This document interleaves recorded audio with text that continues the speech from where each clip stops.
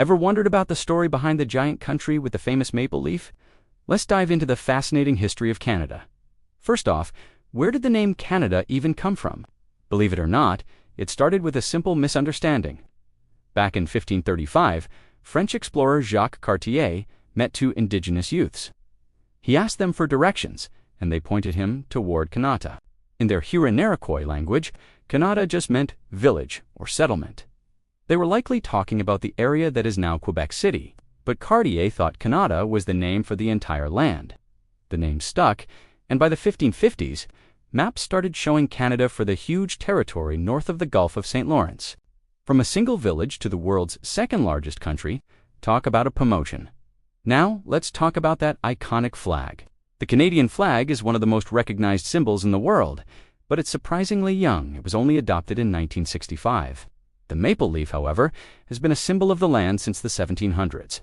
Long before European settlers arrived, Indigenous peoples were tapping maple trees for their sweet water or maple syrup. So, do the 11 points on the maple leaf mean anything special? Nope. The designer, George Stanley, wanted to create a flag that looked good, even on a windy day. He put different versions of the leaf in a wind tunnel to see which design was the clearest and least blurry when flapping in the wind. The 11-point design was simply the most stable and recognizable. It's a great example of practical design.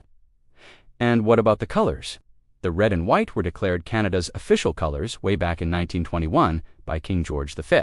The red is said to represent the St. George's Cross of England, and the white symbolizes the French royal emblem, honoring the two founding European nations of the country.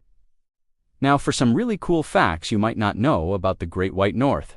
Canada is huge, but did you know that about 80% of its land is uninhabited wilderness? It's a land of incredible natural beauty, and it actually has more lakes than all the other countries in the world combined. That's a lot of water. Canada's national animal is the beaver, and there's a good reason for it. In the early days of European settlement, the entire economy was practically built on the fur trade. Beaver pelts were highly sought after in Europe to make fashionable hats.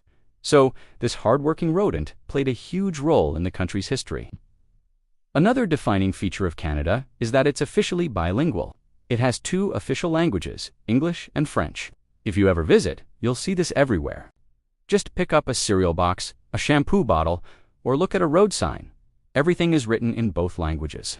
This reflects the country's English and French heritage. And here's a fun one for sports fans.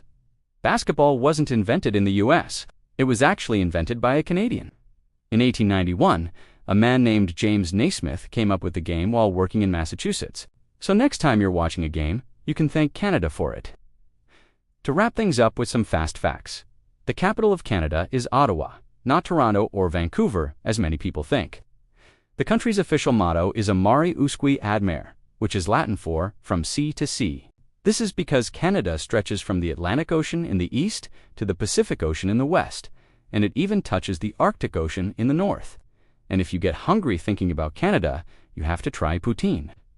It's a delicious and classic Canadian dish made of French fries, topped with cheese curds and a rich brown gravy. So there you have it, a quick journey through the story of Canada. From a misunderstood word to a symbol recognized worldwide, it's a country with a rich and peaceful history. Thanks for watching. If you enjoyed this video, don't forget to hit that like button and subscribe for more stories from around the world. See you next time.